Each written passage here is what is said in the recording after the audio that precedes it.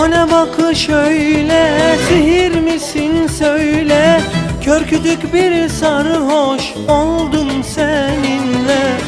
Sen o gözlerinle canım, ben bu gönülle. İşimiz var yavrum bizim seninle. Sen o gözlerinle canım, ben bu gönülle. İşimiz var yavrum yavrum bizim seninle. Yakıyorsun çırağı gibi, aşık ettin bu kalbimi. Kız dinime, imanıma, çıtır çıtır yerim seni. Yakıyorsun çırağı gibi, aşık ettin bu kalbimi. Kız dinime, imanıma, çıtır çıtır yerim seni. Kız kavrulmuş fıstık gibi, çıtır çıtır yerim seni.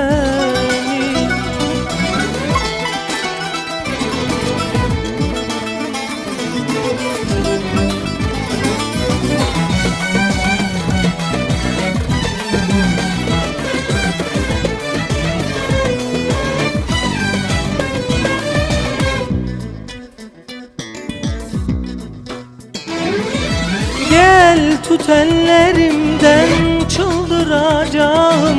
Tozlayıp bir yere çakılacağım. Bu ne güzelliktir vallah of anacığım. Ne olursa olsun olsun dokunacağım. Bu ne güzelliktir vallah of anacığım. Ne olursa olsun olsun dokunacağım. Yakıyorsun çırağı gibi, aşık ettin bu kalbimi. Kız dinime, imanıma, çıtır çıtır yerim seni. Yakıyorsun çırağı gibi, aşık ettin bu kalbimi. Kız dinime, imanıma, çıtır çıtır yerim seni. Kız kavrulmuş fıstık gibi, çıtır çıtır yerim seni.